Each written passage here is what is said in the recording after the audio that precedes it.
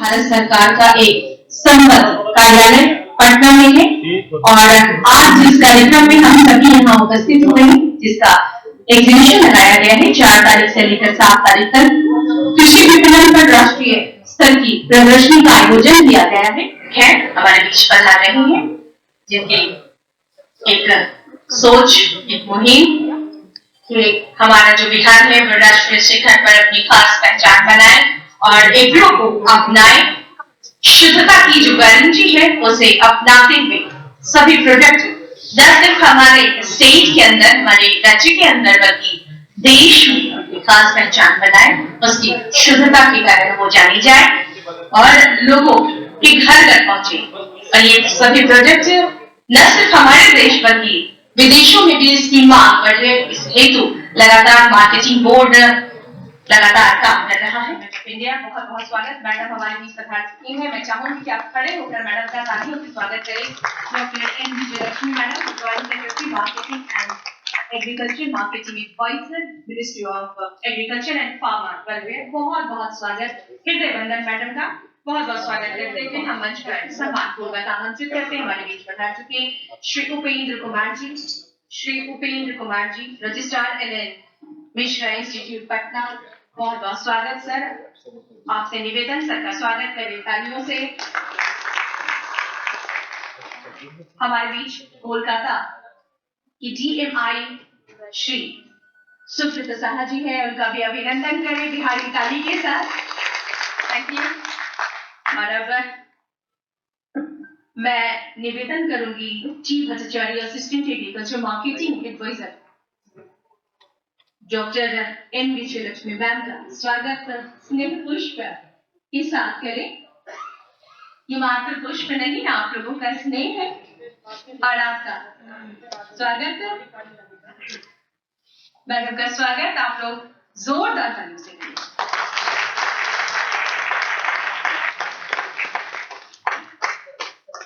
और सबसे पुनः निवेदन कि मैडम को बहुत ही सुंदर ये पैक्ड कुछ प्रोडक्ट है भेंट करें। अब मैं निवेदन करूंगी श्री के मौर्य DMI SO पटना की सर श्री SK गुप्ता जी का स्वागत और अभिनंदन करें, स्नेह पुष्प अर्पित कर भेंट कर। और आपसे हम तालियां चाहेंगे सर के स्वागत के लिए।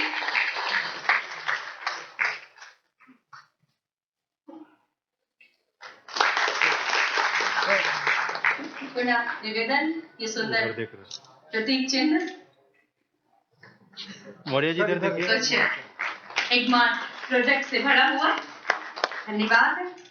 जो कि हमारे कार्यक्रम की आज की मुख्य अतिथि डॉक्टर विजयलक्ष्मी मैम है और सवाल मंच से भी निवेदन दीप ज्योति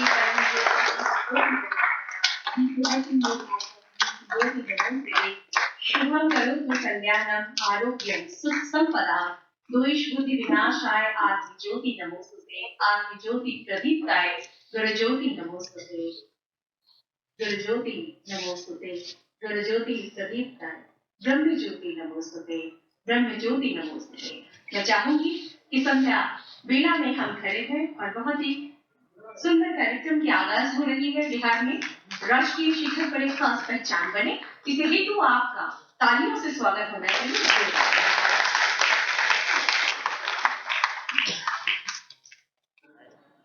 government of India and Shri SK Gupta sir, director BIS, and Shri Upendra Kumar sir, registrar, and Shri Subrata Saha, assistant agriculture marketing adviser, DMI Patna, और हमारे आए हुए सभी सम्मानित एगमार्ट पैकर्स, FPO, CDPOs, किसान भाइयों एवं government officials from various organisation and dear participants and press and media से आए हुए हमारे साथी हैं।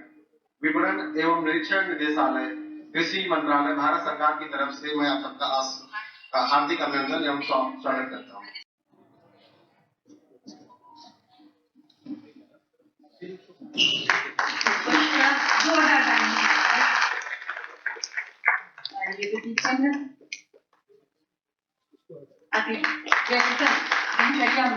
अपना समय दे रहे हैं।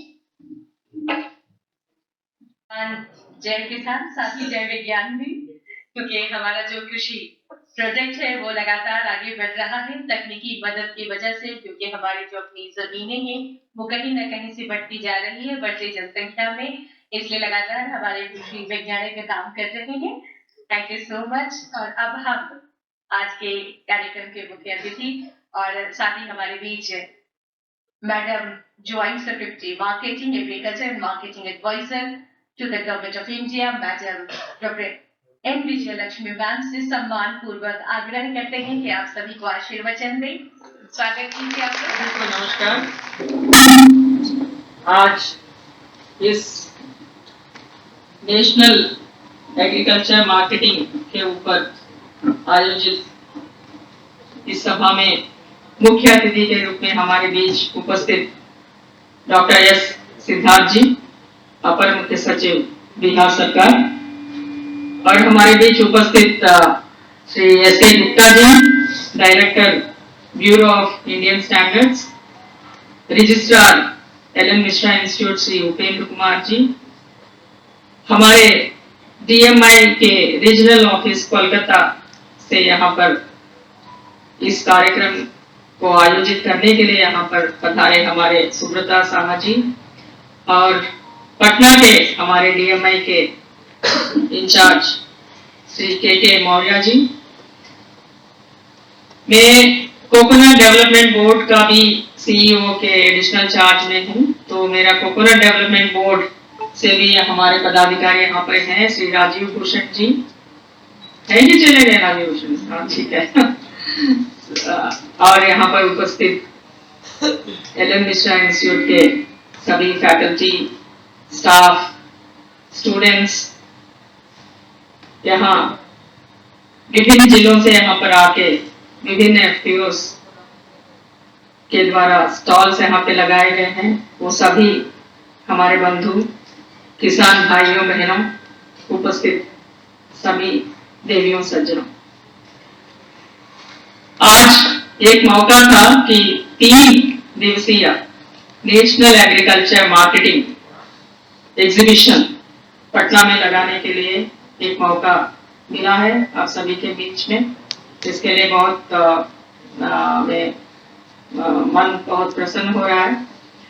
इसका मुख्य उद्देश्य यही है कि मार्केटिंग, एग्रीकल्चर मार्केटिंग के बारे में बहुत सारे लोगों को जानकारी नहीं रहती है। हमारे पूरा फोकस अगर कृषि में पूरा फोकस अगर 90% फोकस उत्पादन में होता है, तो केवल 10% फोकस जो है मार्केटिंग के ऊपर होता है। इसके बारे में लोगों को पता नहीं होता है क्या, लेकिन सबसे इम्पोर्टेंट मार्केटिंग ही होता है। जब किसान भाई कुछ उपज उपजाता है, चाहे वो धान हो, चावल हो, धान हो, गेहूं हो, या सब्जियां हो, फल हो, अनाज, कोई मोटे अनाज हो, पल्सेस हो, जो भी हो, उपजाने के बाद वो मार्केट तक पहुंचना और उसका सही दाम मिलना सबसे महत्वपूर्ण चीज होता है। अगर सही दाम नहीं मिलेगा तो जो साल भर की जो उनकी मेहनत होती है वो वृथा होती है। हम बहुत सारी कहानियां सुनते हैं कि बहुत कम दाम में उनको प्याज बेचना पड़ा, आलू बेचना पड़ा, इस तरह के बहुत सारे, टमाटर रोड पे फेंक दिया, बहुत तरह की कहानियां हम सुनते हैं। इसीलिए एग्रीकल्चर मार्केटिंग का अपना बहुत महत्वपूर्ण स्थान है पूरे कृषि के क्षेत्र में। तो उसके तहत बहुत सारी योजनाएं चलाई जा रहे हैं। ये तो फार्मर प्रोड्यूसर ऑर्गेनाइजेशंस, कृषक उत्पादक संगठन को बनाना और उनके माध्यम से उनके जो कलेक्टिवाइजेशन है उसको करना और उनके बार्गेनिंग स्ट्रेंथ को बढ़ावा देना, ये एक मुख्य उद्देश्य है फार्मर प्रोड्यूसर ऑर्गेनाइजेशन स्कीम के पीछे।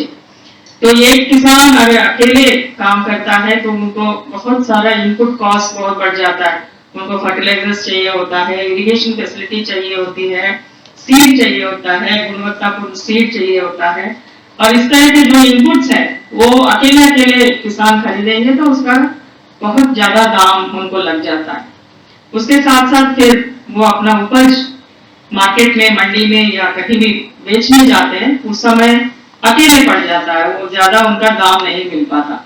तो कृषक उत्पादक संगठन बनाने के पीछे मुख्य उद्देश्य यही है कि अगर एक फार्मर नहीं 300 फार्मर, 400, 500, 1000 फार्मर इकट्ठा होके काम करते हैं तो उनको जो इनपुट्स लगते हैं वो समष्टि रूप से खरीद सकते हैं, तो उन इनपुट कॉस्ट बहुत कम पड़ जाता है। उसी तरह जब उनका उपज मार्केट में ले जाना होता है उस समय कलेक्टिवाइजेशन करके एग्रीगेट करके उस प्रोड्यूस को मार्केट में ले जाते हैं, तो उसको एक बार्गेनिंग कैपेसिटी उनके हाथ में आ जाती है, वो बार्गेन कर सकते हैं, ज्यादा स्केल में उसको बेच सकते हैं। तो ये दो मुख्य उद्देश्य को लेकर कृषक उत्पादक संगठनों का स्कीम बनाया गया है।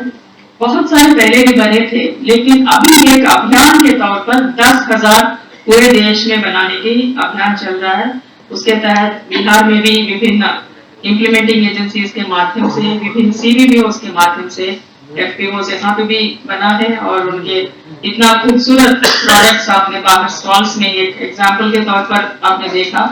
तो इस तरह ये अभियान पूरा चल रहा है और आगे जाके किसान को एक प्रोड्यूसर के रूप में नहीं, एक बिजनेसमैन के रूप में देखना है, एक एंटरप्रेन्योर के रूप में देखना है कि किसान कैसे एक एंटरप्रेन्योर के रूप में अपने उपज को बेचेंगे और उसका प्रोसेसिंग करके वैल्यू एडेड प्रोडक्ट्स बनाएंगे, अपना ब्रांडिंग पैकेजिंग खुद करेंगे और उसको आगे ले जाएंगे।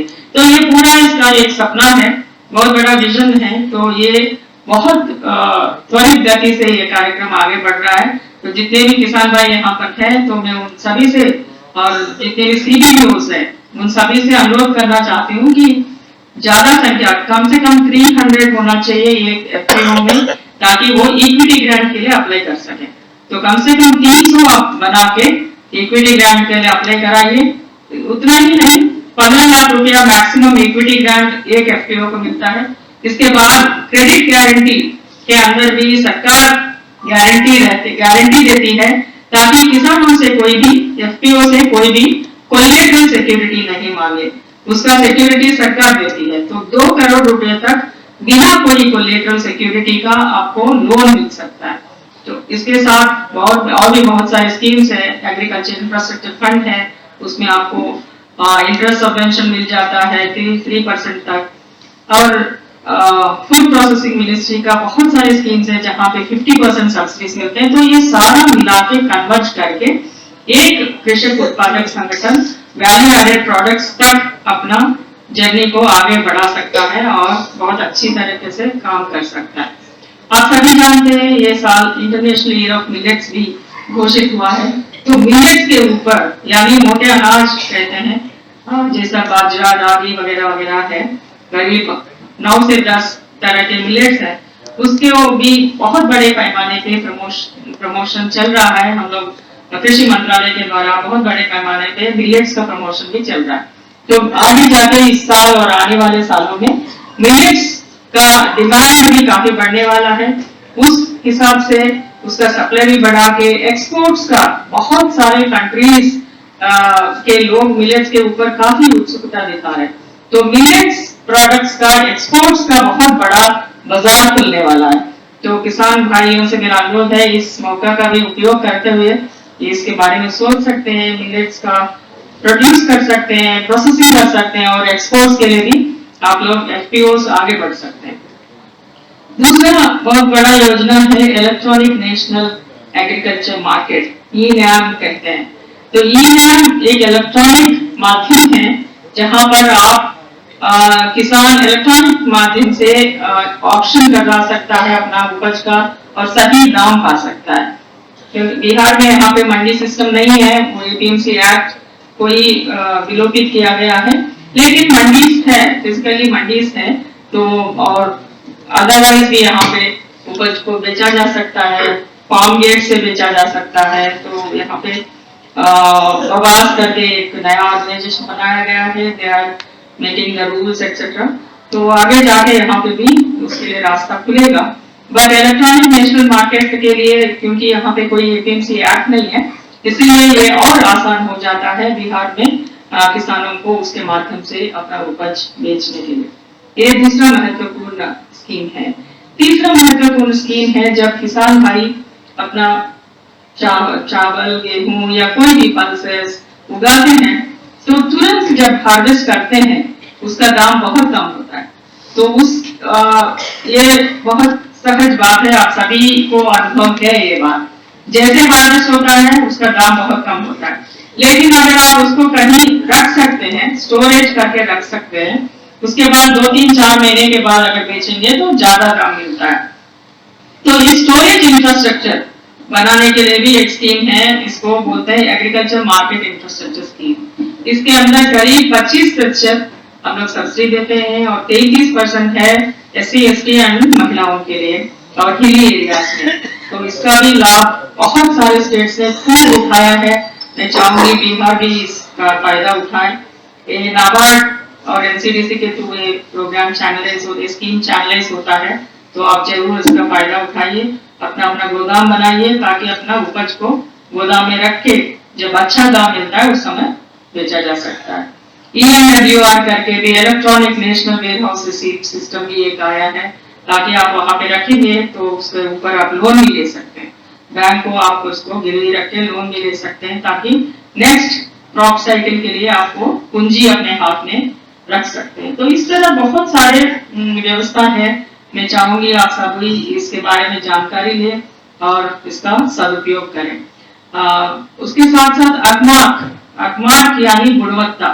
अगमार्क लेबल अगर किसी भी प्रोडक्ट में लग गया उसका मतलब है कि वो बहुत ही अच्छा प्रोडक्ट है, गुणवत्तापूर्ण प्रोडक्ट है। अभी आप डायरेक्टर BIS का स्पीच भी सुना, उन्होंने बताया करीब 2000 प्रोडक्ट्स जो एग्रीकल्चर जो प्रोसेस्ड प्रोडक्ट्स हैं उनके ऊपर BIS स्टैंडर्ड्स बनाया है। एग्रीकल्चर प्रोड्यूस जो फ्रेश प्रोड्यूस होता है उसके ऊपर अगमार्क का स्टैंडर्ड्स बनते हैं। करीब 200 से भी ज्यादा प्रोडक्ट्स के ऊपर अगमार्क ने स्टैंडर्ड्स बनाया है। अगमार्क स्टैंडर्ड स्पेशली घी, जब घी आप खरीदते हैं अगमार्क का लेबल देखकर खरीदते हैं तो आप समझ सकते हैं कि ये अच्छा गुणवत्तापूर्ण घी है, उसके बारे में आपको निश्चिंत होकर आप खरीद सकते हैं। तो इस तरह का अगमार्क लेबल लगाना भी एक department directorate of marketing and inspection जो DMI कहते हैं, जो एग्रीकल्चर मार्केटिंग डिवीजन के अंदर काम करता है, उसका एक महत्वपूर्ण योगदान अगमार्क लेबल लगाने में, अगमार्क स्टैंडर्ड्स बनाने में, उसको नोटिफाई करने में और उसका जांच करना उसको सुनिश्चित करना कि गुणवत्तापूर्ण सामान बाजार में उपलब्ध है, ये सारा कार्यक्रम DMI करता है। तो अगमार्क के बारे में भी आप कुछ प्रोडक्ट्स आप देखेंगे स्टॉल्स में लगा हुआ है, तो उसके बारे में जानकारी लीजिए। खास करके जब हमारे प्रोडक्ट्स यूरोपियन यूनियन के मार्केट्स में जाते हैं तो यूरोपियन यूनियन ने इसको मैंडेटरी कर रखा है कि जो प्रोडक्ट जो फ्रेश एग्रीकल्चर प्रोड्यूस है उसके ऊपर अगर अगमार्क लेबल नहीं लगा तो वो यूरोपियन यूनियन के मार्केट्स में नहीं जा सकता। इसीलिए भी ये बहुत महत्वपूर्ण हो जाता है। तो उसके बाद ये सबसे पुराना एक्ट है, agriculture produce grading and marking act, APGM act 1937, तो इंडिपेंडेंस प्री इंडिपेंडेंस का एक्ट है, तब से ये चल रहा है। उसके बाद BIS आया, उसके बाद फिर FSSAI आया, food safety and standards organisation जो मिनिस्ट्री ऑफ हेल्थ के अंदर काम करता है। तो ये सारा बहुत बाद में आया है, BIS एंड FSSAI है, बट 1937 का एक्ट है APGM एक्ट, बहुत पुराना है, तब से ये अगमार्क वगैरह चल रहा है। तो कालांतर में बहुत सारे मॉडिफिकेशंस होते हैं, बहुत सारा इवॉल्व होता है चीजें, तो उस तरह इवॉल्व होते होते BIS स्टैंडर्ड्स बने, FSSAI के स्टैंडर्ड्स बने। ये अगमार्क का भी कालांतर में कुछ और रूपांतरण हो सकता है, ये सारा काम चलता है। तो आज मुख्य उद्देश्य खास करके सभी को यहाँ पटना वासियों को, बिहार वासियों को ये चारों स्कीम्स के बारे में बताना था। इसलिए एक मौका है यहाँ पे एक नेशनल लेवल का एग्जीबिशन लगाने का, उसमें आप सभी लोग पधारे हैं। खास करके हमारे मुख्य अतिथि बहुत ही व्यस्तम समय से कुछ समय निकालकर सीधा हेलीकॉप्टर से उतरकर हमारे बीच में आए हैं। बहुत बहुत धन्यवाद मुख्य अतिथि के लिए और आप BIS के जो डायरेक्टर हैं गुप्ता जी, उनके लिए और आप सभी लोगों के लिए है। बहुत समय हो गया है, 7:30 बजने वाला है, फिर भी आप सभी लोग बहुत पेशेंस के साथ आज यहाँ पर बैठ के बात सुन रहे हैं, बहुत बहुत धन्यवाद। अच्छा, और एक बात मैं कहना चाहूंगी, मैं NIAM, national institute for agriculture marketing, NIAM कहते हैं, ये जयपुर में अवस्थित है। उसका डायरेक्टर जनरल का भी एडिशनल चार्ज मैं हूँ।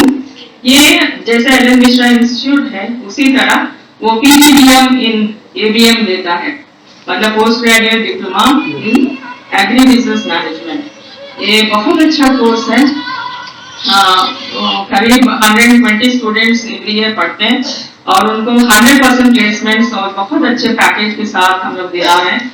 तो बात हो रही थी और मैंने सोचा कि एल एन मिश्रा इंस्टीट्यूट में भी अगर डायरेक्टर और रजिस्ट्रार चाहेंगे तो ये एग्री बिजनेस मैनेजमेंट कोर्स नियाम के साथ कोलैबोरेट करके एक शुरू कर सकते हैं, क्योंकि बिहार एग्रेरियन स्टेट है और यहाँ पे एग्रीकल्चर रिलेटेड ही इंडस्ट्रीज लग रहे हैं और एग्रीकल्चर बहुत प्रमुखता से इकोनॉमी अर्थव्यवस्था में है। इसीलिए एग्री बिजनेस मैनेजमेंट कोर्स भी एल एन मिश्रा इंस्टीट्यूट चला सकता है, तो उसके बारे में आपको जरूर सोचें। बहुत बहुत धन्यवाद। बहुत बहुत आभार, आपने बहुत अच्छी जानकारी और उपयोगी जानकारी हमारे राज्य को दी है। उम्मीद है हमारे राज्यवासी जरूर इसका लाभ उठाएंगे। और आज के कार्यक्रम के मुख्य अतिथि जो कि अति व्यस्ततम समय में समय निकालकर हमारे राज्य के लिए, हमारे राज्य के किसानों के लिए आए हैं, मैं आमंत्रित करूंगी डॉक्टर सिद्धार्थ, अपर मुख्य सचिव वित्त विभाग बिहार, माननीय मुख्यमंत्री जी के प्रधान सचिव, जोरदार तालियों से स्वागत करें ताकि medical and Mishra institute economic development and social changes लगातार सर सोशल चेंजेस में अपनी महत्वपूर्ण भूमिका निभा रही पर जोरदार तालियों से इसका स्वागत। आज इस समारोह की अध्यक्षता कर रहे हैं भारत सरकार के संयुक्त सचिव डॉक्टर एन विजयलक्ष्मी, जो CEO कोकोनट डेवलपमेंट बोर्ड और नियाम के DG के प्रभार में भी हैं। मैं बिहार की धरती पर उनका स्वागत करता हूं। साथ ही साथ मैं उनके मंत्रालय के सभी पदाधिकारी का भी इस धरती पर स्वागत करता हूं। इस समारोह में भाग ले रहे हुए हमारे किसान भाई एवं बहनें के साथ साथ इस परिक्षेत्र के सभी विशेषज्ञ और साथ ही साथ एल एन मिश्रा इंस्टीट्यूट के रजिस्ट्रार, यहां के फैकल्टी और स्टूडेंट्स, आज मेरा काफी व्यस्तम दिन था, जिस कारण से मुझे विलंब हुआ, मैं इसके लिए क्षमा मांगता हूं। लेकिन इस कार्यक्रम में भाग लेना का महत्व मैं समझता हूं, क्योंकि यह इस राज्य के करीब 80% आबादी को प्रभावित करता है, जो किसान कृषि की तकनीकी ज्ञान के बारे में तो मुझे जानकारी नहीं है और संभव में विस्तृत जानकारी भारत सरकार के कृषि मंत्रालय और साथ ही साथ संयुक्त सचिव ने आपको जानकारी दी। कुछ दिन पूर्व कृषि विपणन और कृषि मार्केट में मेरी संयुक्त सचिव और अन्य लोगों से मेरी चर्चा हुई। मेरी जो सीमित जानकारी है उसके अनुसार मैं सोचता हूं, हो सकता है मैं गलत हूं, कि कोई भी किसान जब अपने खेत में सब्जी तोड़ता है तो वो निकटतम सड़क या चौराहे पर इसको लाता है। सभी किसान एक निर्धारित सड़क और चौराहे पर लाते हैं, वहां पर जो मिडलमैन है, जिसको दलाल कहते हैं हम लोग, वह या तो ट्रक ऑपरेटर होता है जो अपनी गाड़ी लेकर आता है, सभी किसानों से सब्जी लेता है और मंडी ले जाता है। एक छोटी सी किताब देखी है मैंने उसके पास, जिसमें वो लिखता है कि राम महतो का 40 किलो भिंडी, फलाना सिंह का 10 मन परवल, सीता देवी का 2 बोरा बैंगन, तो लिखता है। उसके बाद वो मंडी में ले जाता है और मंडी में ले जाने के बाद वहां बोली लगती है, बोली लगाता है, सब लोग देखते हैं और उसके बाद उसको पैसा मिल जाता है। वहां पे भी एक दलाल होता है, जो मंडी में, वहां पे भी एक दलाल बैठा रहता है। तो दलाल लेके गया और वहां दलाल उस तरफ भी है और बेचने वाला उसके आगे है, मतलब जो बेचता है उस दलाल से लेके फिर आगे ले जाता है। हो सकता है मेरी जानकारी में थोड़ा त्रुटि हो या अन्य हो, लेकिन मोटा मोटी मुझे लगता है कि यही होता होगा। उसके बाद दलाल आता है और किसान फिर उसको भेंट करता अगले दिन और पूछता कि मेरा सब्जी बिका, तो अगर 40 रुपए में बिका, वो कहेगा 20 रुपए में बिका, तो 20 रुपए अपना पॉकेट में रख लेगा।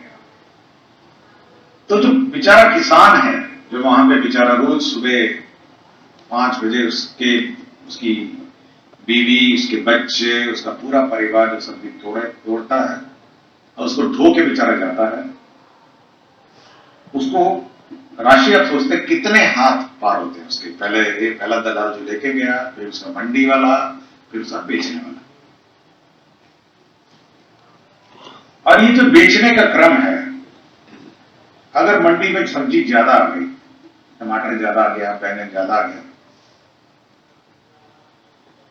तब तो कुछ नहीं कर सकता। हो सकता है 50 पैसे किलो में भी लेने के लिए तैयार ना,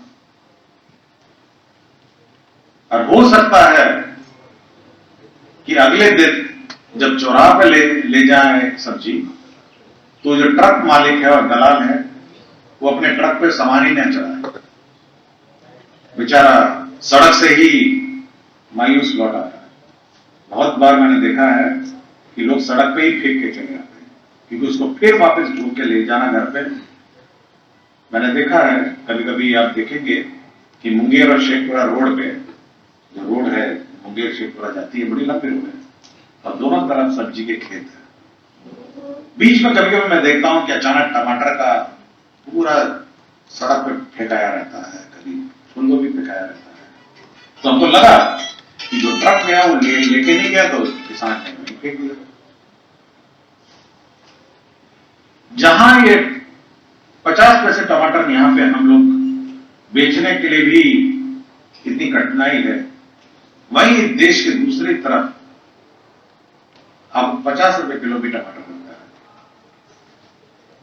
जहां परवल 10 रुपए बिक रहा होता है, दूसरे देश के दूसरे किनारे में 50 रुपए परवल भी बिकता है।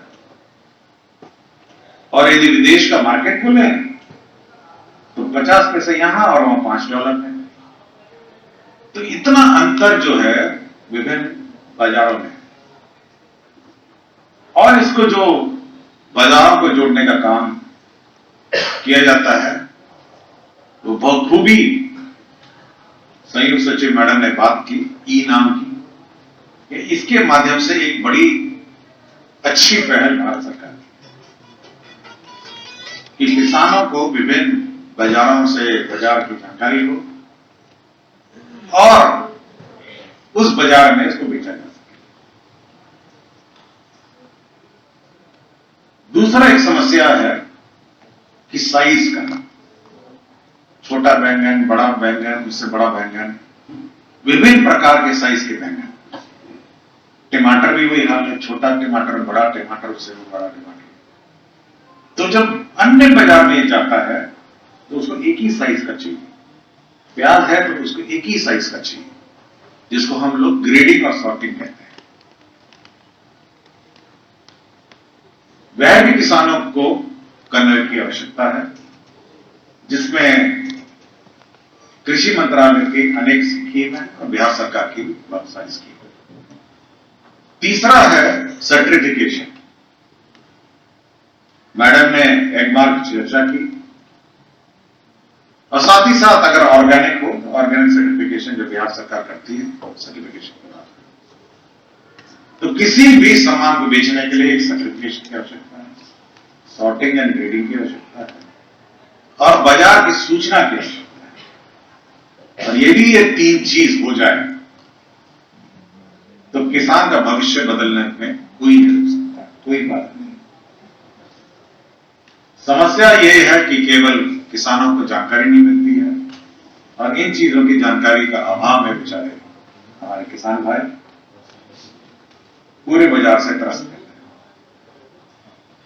मैंने सुझाव दिया था, मैंने मैडम को सुझाव दिया था कि जो दलाल की व्यवस्था है उसको भी व्यवस्थित किया जा सकता है। ऐसा नहीं है कि किसी व्यवस्था में दलाल को हटा दिया जाए तो अचानक परिवर्तन आ जाएगा। मार्केटिंग, मैंने मैडम को ये भी कहा कि जब पहला IIM अहमदाबाद में मार्केटिंग क्लास में गया था तो सबसे पहले मेरे प्रोफेसर ने कहा कि अगर कोई सोचता है इस क्लास में कि दलाल को हटा दिया जाए तो व्यवस्था सुधर जाएगी, तो वो क्लास छोड़ के जा सकता है। दलाल को भी आप व्यवस्थित कर सकते हैं। मतलब मेरा कहने का मतलब है कि अगर 5 रुपए का 50 पैसे का यहाँ टमाटर बिकता है और कहीं 5 रुपए का बिकता है, हर आदमी का अपना मार्जिन हो सकता है। किसी का 5% मार्जिन, किसी का 10% मार्जिन। वो एक व्यवस्थित व्यवस्था हो सकती है जिसको हम लोग एग्रीगेटर कहते हैं। जो बेचारा ट्रक चला के आएगा, सब ले जाएगा, बाजार ले जाएगा, तो उसका अपना मार्जिन होता है। उसके बाद वो बेचारा एक ढेर लगाता है। मंडी में जाएंगे तो दुनिया भर से मटर आएगा एक जगह, और मटर का कोई 10 मन, कोई 20 मन, कोई 40 मन, उसके बाद एक ट्रक का ढेर लग जाएगा। मतलब आप देखेंगे कि पूरी ट्रक भरने के लायक एक ट्रक का ढेर लग जाएगा। तो बेचारा वो भी एक काम आदमी करता है, उसके बाद उस ट्रक को भरता है और उसके बाद दुनिया भर, मतलब राज्य में, अन्य राज्य में जाती है। तो इसको भी व्यवस्थित किया जा सकता है। और मेरा सुझाव है मैडम से कि ई नाम में इसकी भी व्यवस्था होनी चाहिए। मुझे नहीं पता कि इसकी व्यवस्था है, बट मैं ये सोचता हूं कि किसान और खरीदार के बीच में एग्रीगेटर और अन्य जो अड़तिया जिसको कहते हैं उसकी भी व्यवस्था हो तो ये व्यवस्था अच्छी हो। दूसरी पहल भारत सरकार और राज्य सरकार ने की है फार्मर प्रोड्यूसर ऑर्गेनाइजेशन। यह जो व्यवस्था है उसमें किसान एक साथ मिलकर बीज खरीदते हैं, साथ ही साथ कीटनाशक दवाई खरीदते हैं, खाद खरीदते हैं और बेचते भी एक साथ हैं।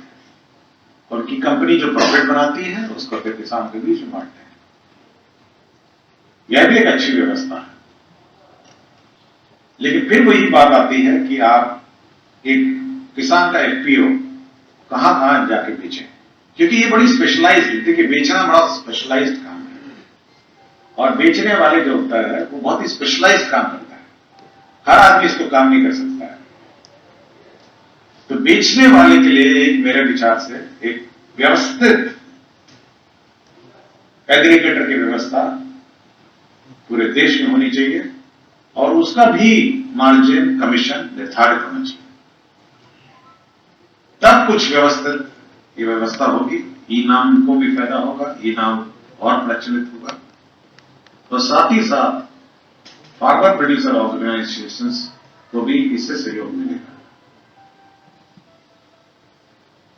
मैं कृषि मंत्रालय और विशेषकर उनके जो संस्था DMI है, मैं उनको बधाई देता हूं कि उन्होंने ये कॉन्फ्रेंस आयोजित किया और मैं उम्मीद करता हूं कि इस कॉन्फ्रेंस से सभी किसान भाइयों और बहनों को लाभ होगा और इस कॉन्फ्रेंस के बाद और इस वर्कशॉप के बाद और इस एग्जीबिशन के बाद वे इस लाभ और इस ज्ञान जो प्राप्त करेंगे वे अपनी खेती, किसान अपनी खेती में और अपने किसान के इकोनॉमिक्स में इसका प्रयोग करेंगे।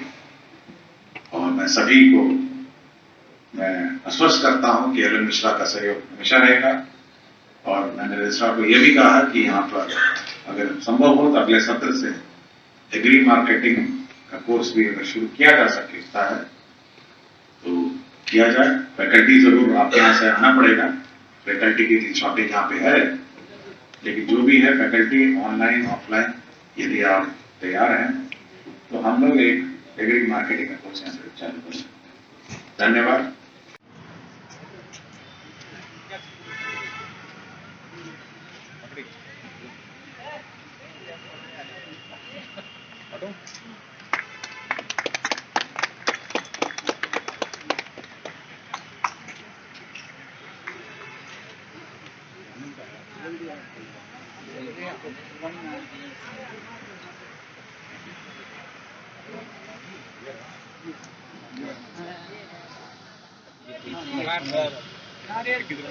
नारियल विकास बोर्ड आ रहा है। नहीं, अब काम करिए।